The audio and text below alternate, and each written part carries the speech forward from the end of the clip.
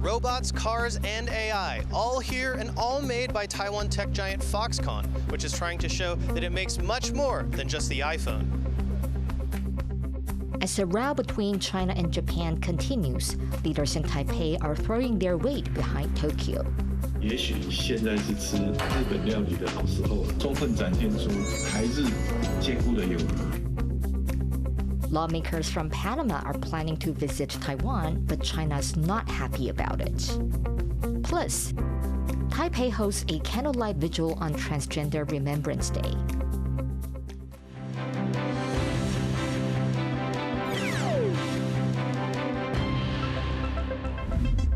A warm welcome to TaiwanPlus News. I am Betty Chen.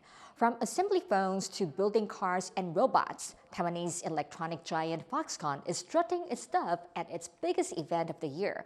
With new deals announced with ChatGPT maker OpenAI and others, it's trying to show that iPhones aren't the only thing it makes. Chris Goring reports.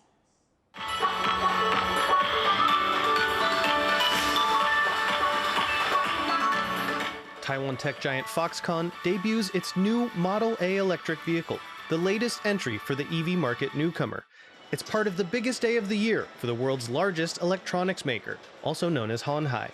Primarily known for manufacturing Apple's iPhone, the company is pulling out all the stops to show that it's much more than a phone factory. Many people still think Foxconn is only a seasoned assembler. Today, I want to show you why that picture is incomplete. Foxconn announced numerous new partnerships and products, including a new Taiwan supercomputing center that will come online next year. And it revealed new partnerships, like with ChatGPT maker OpenAI, which is expanding its US data center operations, as mentioned in a video message from its CEO. Demand for critical components in AI infrastructure is already far outpacing supply, and we expect that will only continue over the coming years. This agreement is about strengthening the supply chains to meet the existing and future needs across the AI industry. Foxconn's expansion has been driven by its key role in the AI supply chain. While phones remain a major contributor of revenue, AI servers and cloud products have overtaken them as Foxconn's biggest moneymaker. The company says it has cornered about 40% of global market share, becoming one of the world's largest AI server suppliers. That extra income has allowed it to invest in new areas like humanoid robotics. Foxconn employs hundreds of thousands worldwide, but these are their new high-tech recruits. They're co-designed with US chip giant NVIDIA, and while they may not be ready to do my job yet, the company says they'll be deployed on its US assembly lines as soon as next year. Taking questions from the media, Foxconn CEO says the firm's automation plans in the US are more about the supply of labor than its cost. In the States, to do this high value add product lines, labor cost is not really too big a concern. But the labor shortage is more of a concern. With this year's event, Foxconn may be coming out of the shadows of the global tech industry, where you just may see them on your city streets. Chen and Chris Gorin for TaiwanPlus. Taiwan stocks fell sharply on Friday following uncertainty over the tech sector and the U.S. Federal Reserve rate. Taiwan's main index, the TAIEX, had its sixth biggest daily drop ever, falling 3.6%. Market heavyweights TSMC and Foxconn were both down nearly 5%.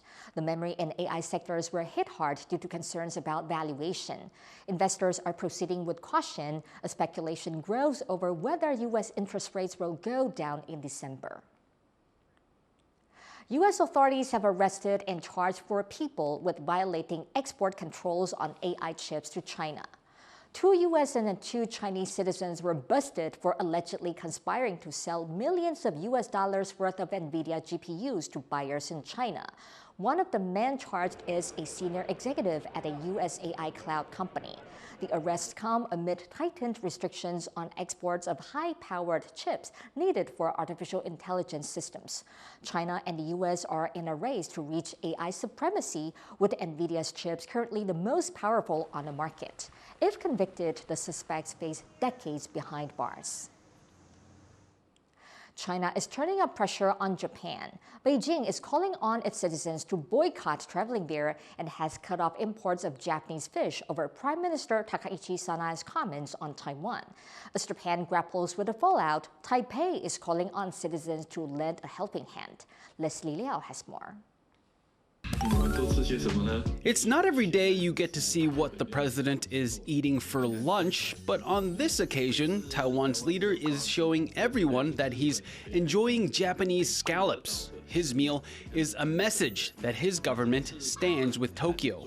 也许现在是吃日本料理的好时候了，充分展现出台日坚固的友谊。Lai Ching-te is joining several Taiwanese officials in voicing support for Japan in the middle of a diplomatic spat with China. It started after Japan's Prime Minister Takaichi Sanai said that a Chinese attack on Taiwan would be grounds for mobilizing the country's self-defense forces. If China uses battleships and force is used, that poses an existential risk to Japan, no matter how you think about it. China has not taken Takaichi's comments lightly. It has urged its citizens to boycott travel to Japan and has also cut off imports of Japanese seafood. And as Beijing tightens the screws on Tokyo, ruling party officials in Taiwan are urging the public to help Japan out. 借此机会呼吁台湾的同胞，我们这个时候能够到日本去旅游。 Taipei and Tokyo have a history of coming to each other's aid when Beijing applies pressure. In 2021, China banned imports of Taiwanese pineapples, cutting fruit farmers here off from their biggest market. But Japan stepped in, buying up Taiwanese pineapples, with late Japanese Prime Minister Abe Shinzo leading the charge. And when China banned all Japanese seafood imports in 2023 after Tokyo began releasing treated wastewater from the Fukushima nuclear power plant, Taipei continued to buy seafood from that area. But this time, it's not just Taiwan that has Japan's back. On Thursday, the U.S. State Department's deputy spokesperson posted on X, saying his country's commitment to the U.S.-Japan alliance and to Japanese defense is unwavering. He added that the U.S. firmly opposes any unilateral attempts to change the status quo, including through force or coercion. And as tensions simmer, concerns over whether the two countries can find an off-ramp are growing. But at least one analyst warns that things could get worse. China is just starting in terms of the pressure that it's going to put on Japan. And the question is, how will other countries respond to, for example, Chinese tourists not coming to Japan? With no end to the diplomatic dispute in sight, it's now a matter of whether Japan's backers can carry it through the storm, or if China's efforts to get Tokyo to give in will succeed. Justin Wu and Leslie Liao for TaiwanPlus. A ban on food imports from Japan's Fukushima region has been lifted. This essentially ends the restrictions Taiwan put in place after the 2011 Fukushima nuclear disaster. Taiwan eased most rules back in 2022, but kept some radiation tests in place. Health officials say they'll still conduct random inspections to make sure products are still safe. A group of Panamanian lawmakers is planning to visit Taiwan, but since China caught wind of the trip, it's been trying to keep it from happening. Cadence Kuranta reports.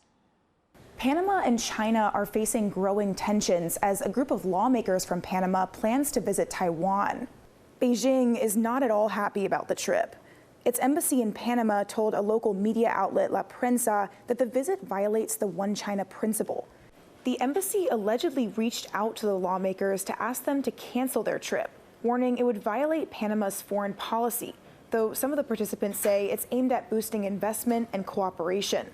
Panama doesn't have formal diplomatic relations with Taiwan, instead recognizing China's government. Beijing opposes its allies having any official interactions with Taipei, which it claims as its territory. But there's been backlash against China's interference. Panama's foreign ministry says it will not accept any conditions or pressure aimed at influencing its authorities' decisions. And the U.S. ambassador to Panama says Beijing shouldn't be involved. Here in Taiwan, the foreign ministry also has some strong words. 台湾正常的国际活动与交往，中国无权智慧，更遑论以不符外交规范的霸道行径干预他国主权行为。这只会再次凸显中国独裁政权的霸权心态，更会加深国际社会的反感。外交部要呼吁各国政府应强烈谴责中国不当干预他国主权决策的作为。Notably, though, Panama's president made it clear that his government didn't support or approve the trip. It's unclear if these tensions have affected the trip. Taiwan's foreign ministry declined to comment on whether the lawmakers are still expected to come, but if they do come, Beijing is likely to escalate its pushback. Joseph Wu and Cadence Quaranta for TaiwanPlus. China is building up its shadow navy, training civilian ships for use in a potential invasion of Taiwan. Our reporter Larry Isiano has more. Satellite images and ship transponders show 12 civilian vessels leaving ports in China's north, heading south for beaches in Guangdong province. These boats include ferries with ramps that could make it easier to roll vehicles onto beaches and cargo ships that can operate in shallow water without port facilities.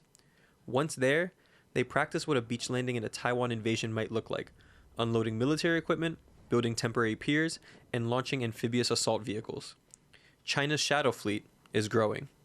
My guess is that they are trying to develop a kind of large number of the small amphibious landing ships, and during the wartime they will conduct the multi-point small amphibious landing operations. Exercises like these suggest that China is preparing for a land invasion as part of its plans for Taiwan, which it claims and has threatened to take by force. Although the ships are not naval vessels and not built for combat, they could play a vital role in ferrying material in an attack. These ships turn off their trackers to avoid detection, but satellite images show how this shadow navy is a growing threat to Taiwan's security. They may not be in the assault echelon, but they would certainly be irreplaceable for hauling stuff. Getting onto the beach, getting the causeway pieces assembled, and getting them back off of the beach again in 3.5 hours is indicative of a lot of things. It would indicate they've done some training on this. Taiwan's defense ministry declined to comment, saying the military will continue to closely monitor China's activities, assess its own effectiveness, and prepare through war games and live fire exercises. Since President Lai Ching-te took office last year, war games and military drills have increasingly taken a more realistic approach. Bayonet training and flashy testing have been phased out in favor of fighting off simulated beach landings. With the threat of China's shadow navy looming, Taiwan is going to have to work even harder to keep its shores safe. Andy Xue and Larry Siano for TaiwanPlus. Taiwan is reporting a spike in Chinese military activity near the country. The Defense Ministry says it spotted 29 Chinese military aircraft and 7 naval vessels operating near the country between Thursday and Friday morning. 17 of those aircraft came closer to Taiwan's main island. It comes as more Taiwanese officials weigh in on a growing diplomatic spat between Tokyo and Beijing. Coming up after the break, stepping up safety in Taiwan's fishing industry as the country marks World Fisheries Day. Stay tuned.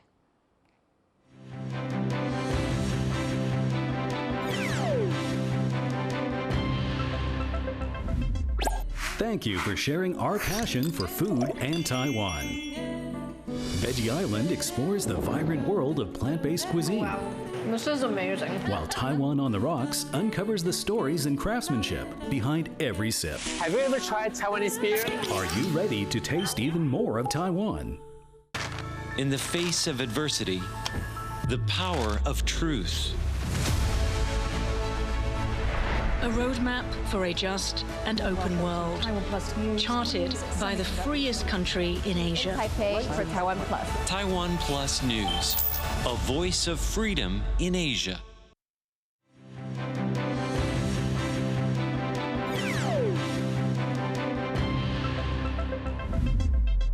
Welcome back. You're watching TaiwanPlus News. As Taiwan marks World Fisheries Day, some people are looking at safety on the country's fishing boats. Despite rules and regulations, deadly accidents aren't unheard of, and stricter enforcement may require complex collaboration from across the government. John Venturez reports. For 5 years, Indonesian fisher Yatin Raudin has plied the waters off Taiwan. He is one of the roughly 30,000 foreign nationals that crew Taiwan's fishing fleet. Unlike some of his countrymen who've reportedly suffered abuse and forced labor, he's had it fairly good. He gets his pay on time, and he's treated okay by his captain. But on November 6th, after setting out from Badod's port on the north coast, his boat capsized. When I was pulling in the net, the boat suddenly tilted to one side. A big wave came from behind. Water flooded into the boat, then it leaned over to the side. That happened twice. The crew grabbed life jackets. For an hour or so, they were at the mercy of the sea until another boat rescued them. His was one of 2 boats to flip over that day. One captain died, and the Coast Guard says 5 people are still missing. He's not the only foreign fisher recently saved by a life jacket. Fellow Indonesian Endang Sudarno had been fishing in Taiwan for around 3 years, until a fire broke out on his ship in October. I don't know exactly what happened. We were all sleeping when smoke started filling our sleeping area on the boat. We all ran outside, looked for a place without smoke, grabbed life-saving equipment like life jackets and floats, and the 8 of us jumped into the sea. No one was hurt, but he's quit working for now, leaving him to live on savings until he can get back to Indonesia. They're some of the lucky ones. The Maritime and Port Authority says around 45% of marine accidents reported from 2021 to this October involved fishing boats. And the Taiwan Transportation Safety Board, which probes serious accidents at sea, says that 29 of the 34 deaths it's investigated over the last few years involved fishing boats. Some people who work with migrant fishers see lax enforcement of safety standards as one reason for the high number of accidents. One activist says there are a number of dangers. Haphazard wiring, held together with waterproof tape, navigation systems not always switched on when they should be. But one common issue is life jackets. 在欧美，他们出港工作都在海上工作，都一定要有所谓的救生衣，穿着着去工作。可是，在台湾，他们会变成就是说，有救生衣，可是却没有穿。那有些会归咎于就是说，渔工他不穿。那有时候渔工会觉得我穿了不方便工作，不方便动作。但是你法规本来就要强制去约束他们。Allison Lee is the leader of a fishers union in Yilan County, further down the coast. She can remember a string of deadly accidents, including one where a boat capsized near Japan in 2019. Life jackets were found floating on the sea, but no crew. So she pays extra attention to life jackets when inspecting ships. 我问他们说：“你们救生衣放在哪里？然后有没有在明显的地方放在明显的地方？”他们说：“哦，有，我们有充气式的救生衣。在哪里？在船舱底下，还锁在柜子里面，钥匙在哪里？还不知道在哪里。” Still, even with the state of Taiwan's fleet, Lee believes 80% of accidents are preventable, or could be, if laws were properly enforced. The agencies in charge say they've been making improvements. The Fisheries Agency told TaiwanPlus it's helping conduct random spot checks, and it's also subsidizing navigation safety systems for smaller boats that technically don't have to have them. And the Maritime Port Bureau says it's been working on stopping fires, most of which start in engine rooms. Since 2018, it's required non-flammable hulls and decks and fireproofing in engine rooms and living quarters. But some lawmakers agree with activists that stricter enforcement is needed. 所以补助，一定要确实到位，让每一个需要汰换的这些设备跟这个渔船的本体都能够及时汰换，减少这个机械的故障。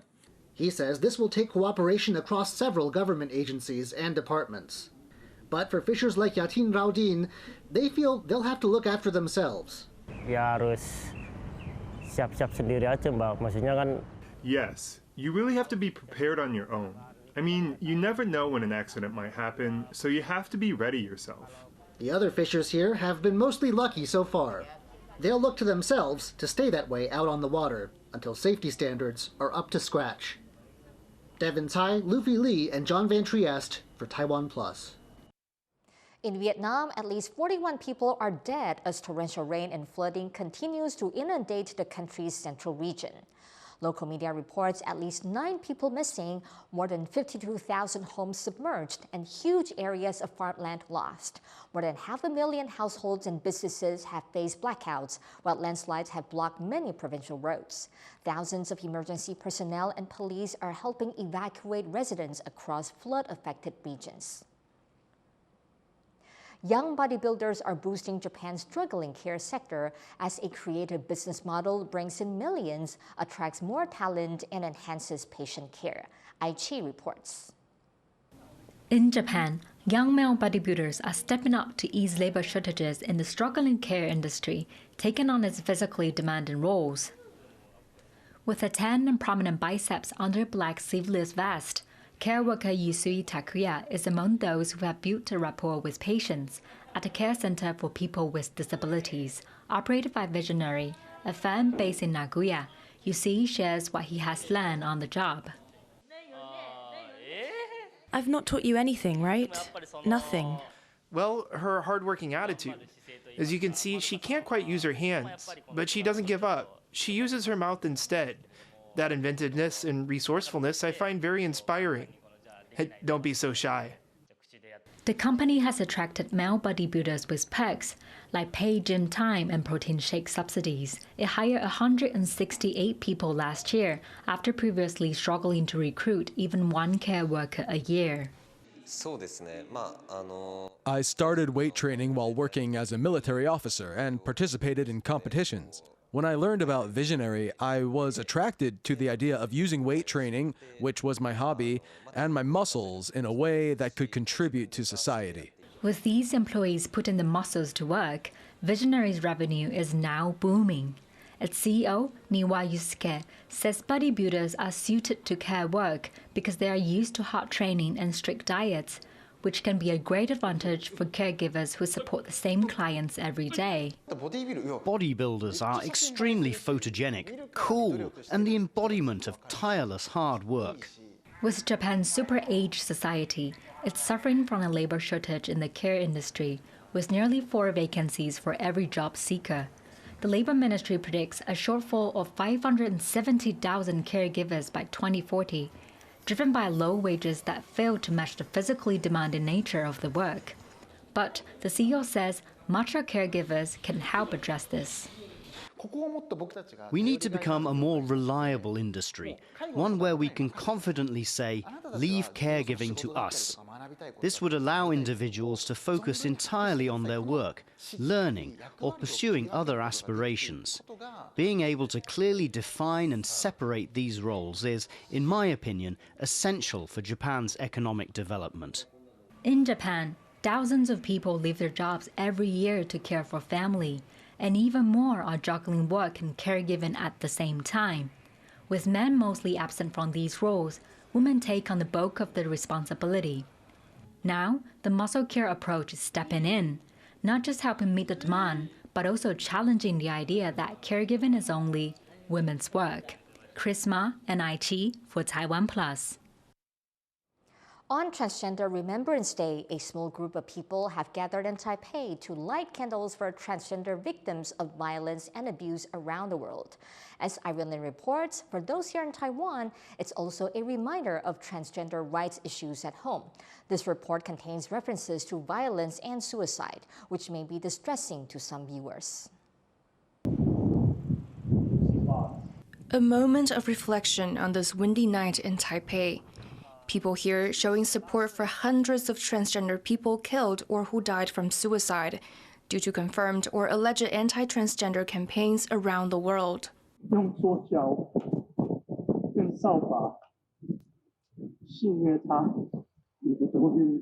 One speaker here marking Transgender Remembrance Day chokes up when recounting the death of Sam Norquist, an African-American transgender man who went through countless forms of torture before New York authorities found his body this February. His death caught widespread attention, but not all have been remembered this way. Grecia Sandoval, Rosario Sansone. On this night, 372 names are called out, many from Latin America and South Asia, yet none of their deaths were reported by media. But they are now sparking discussion here in Taiwan. Some here say while Taiwan was the first country in Asia to legalize same-sex marriage and is relatively LGBTQ+ friendly, violence against transgender people is often unreported or misreported, and there is no legal basis for prosecuting potential hate crimes. 比如说像南美洲，他们有所谓的 femicide 杀女罪，然后呢，跨性别女性如果遭到杀害的话，我们检方会以杀女罪起诉。而且我们可以看到，像哥伦比亚还有在巴西的部分州，他们还特别制定了说杀女罪之后，他们制定了杀跨女罪，叫 transfemicide。